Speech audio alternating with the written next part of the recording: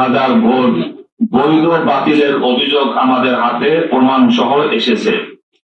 ফলাফল প্রভাবিত করার সুস্পষ্ট আলামত দেখে আমরা যথাযথভাবে অভিযোগ দাখিল করি, কিন্তু নির্বাচন কমিশন অভিযোগ নিষ্পত্তির আগেই গেজেট প্রকাশ করে দেয়, যা ঢাকা 13 ভোটারদের সাংবিধানিক অধিকারকে উপেক্ষা করার শামিল। 34 নম্বর ওয়ার্ডের বিএনপি পদধারী রাজেশ খানের নেতৃত্বে কেন্দ্র দখল সহ পরিবেশ উত্তপ্ত করার চেষ্টা করলে আইন শৃঙ্খলা বাহিনী, বিশেষত সেনাবাহিনীর সদস্যরা তাদের ছত্রভঙ্গ করতে লাঠিচার্জ করে।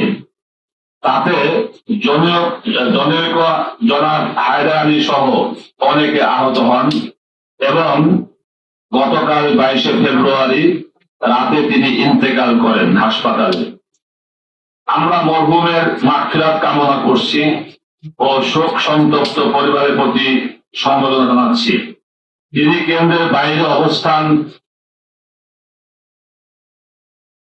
করছিলেন এবং ভোটার প্রভাবিত করার অভিযোগ ছিল, যা তদন্ত সাপেক্ষ বিষয়। কিন্তু একটি প্রশ্ন অনিবার্য, কেন এমন পরিস্থিতি তৈরি হয়েছিল যেখানে একজন নাগরিক আইন শৃঙ্খলা বাহিনীর লাঠিচার্জে গুরুতর আহত হন? নির্বাচনকে ঘিরে কেন্দ্র এলাকায় যে উত্তেজনা ও প্রভাব বিস্তারের পরিবেশ সৃষ্টি হয়েছিল, তা নিরপেক্ষ বিচার বিভাগে তদন্ত হওয়া জরুরি।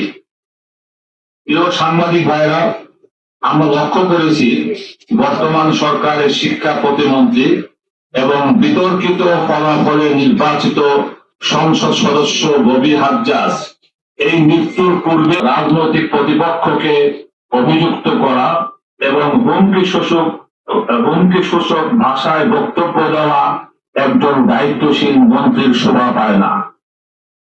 আমরা সরাসরি কাউকে অভিযুক্ত করছি না, তবে নির্বাচনের দিন সৃষ্ট উত্তেজনাপূর্ণ পরিবেশ, পরবর্তী রাজনৈতিক ভাষ্য এবং একতরফা দোষারোপ, এসব মিলিয়ে জনমনে স্বাভাবিকভাবেই প্রশ্ন তৈরি হয়েছে।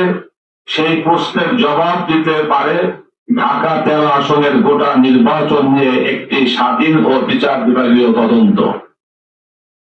এছাড়া আমরা গভীর উদ্বেগের সঙ্গে জানাচ্ছি, ববি হাজ্জাজ প্রকাশ্যে আল্লামা মামুনুল হক, আলেম ওলামা ও মাদ্রাসার ছাত্রদের বিরুদ্ধে মামলা দেওয়ার হুমকি দিয়েছেন। এটি অত্যন্ত বিপজ্জনক প্রবণতা।